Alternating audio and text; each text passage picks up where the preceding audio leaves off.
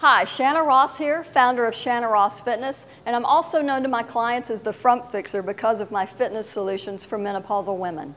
Today, I have 7 stories to share. These are stories of middle-aged women who in many ways are just leading average, unremarkable lives. But in reality, they are some of the most remarkable women I have ever had the privilege of knowing. Some of them have faced real tragedy in their lives. Others have lived through and continue to live with illness, injury, and disease. They are married, single, gay, straight, mothers, daughters, and sisters. The one common bond they share is that at a certain time they realized a spark had disappeared, and they took action to change it. They decided to begin living a more fulfilling life by addressing their health and well-being, and that's how they found me here.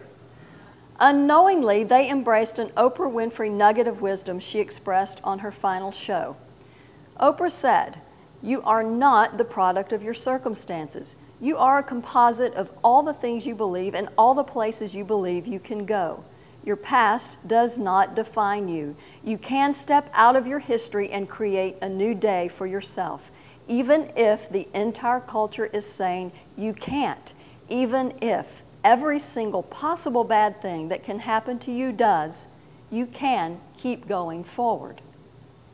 You see, these women stopped looking for the easy way out or trying to find someone or something to blame. Individually, they are certainly impressive enough, but together, well, together, we are going to pursue a considerable challenge. In September 2011, we will travel to Africa, where we will climb Mount Kilimanjaro, a 6-day trek ending at over 19,000 feet at the summit. Now, none of us are at an elite fitness level, and our average age is 52, and we all face many challenges, but we're going to train for this, and we're going to do it. Let me introduce each of these women to you and tell you why this group of Gulf Coast gals have banded together to undertake this mighty challenge. Kusukele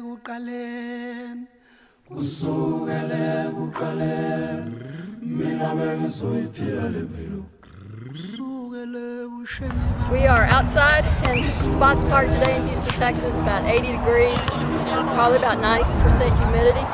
We all feel really great, even though the air is pretty hard to breathe, and we can only imagine how hard it's going to be when we're on top of Kilimanjaro. Well, I'm 5 months out of chemo. Becky Pope, a longtime client, has battled ovarian cancer not once, but twice in the last 2 years. She is our inspiration and is more determined than ever to live a full, joyful life. Pam Hims is Becky's longtime partner, and she has been a dedicated support system for Becky. But in early 2011, she was diagnosed with rheumatoid arthritis. She knows the climb will be one of the hardest things she's ever attempted, but her spirit is strong and her determination steadfast. Vanita Ray grew up in the projects of Oakland with an alcoholic mother, and Vanita herself became a mom at 15. She has raised a daughter, lived through addiction, and being diagnosed HIV positive, but she's never given up and has transformed her life from one of tragedy to triumph. Deb Sanders faces mandatory retirement from her position as an agent with the FBI in December 2011. After 28 years with the Bureau, she must now reinvent herself at 57 years of age. She feels that Kilimanjaro will be the beginning of the next chapter of her life. Pat Winty was diagnosed with breast cancer in 2007, and in 2009, suddenly unable to think clearly, she was diagnosed with late-occurring cognitive impairment and brain damage as the result of chemotherapy drugs. Though unlikely that she'll be able to climb with us, she continues to train with the hope that she can make the trek. Dr. Jackie Duvall was a chunky kid who turned into an obese adult. After yo-yoing for years and recovering from a fractured back, she has now dedicated herself to being a healthy, fit example for her 11-year-old son. And finally, Sherry Dawson has been a flight attendant with Southwest Airlines for 21 years. On her 43rd birthday, she decided to stop living life filled with bitterness and fear, and in less than a year, she lost 45 pounds.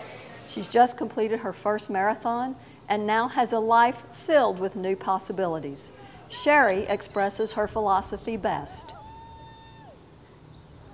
And the more you say yes, your life is on the up curve. And the more you say no, it may not affect you that day, it may not affect you 2 days later, or even a week later, but eventually all those no's add up to something.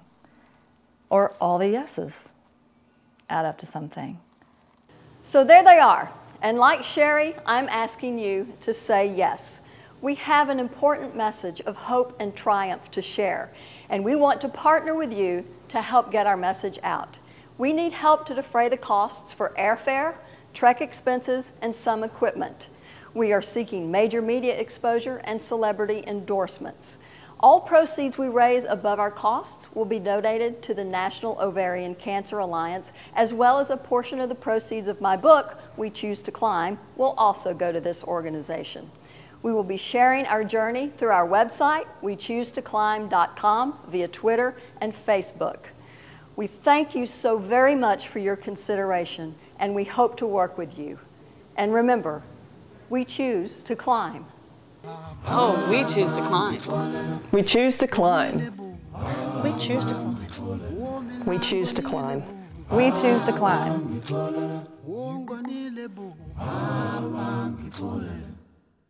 Baba ngitholele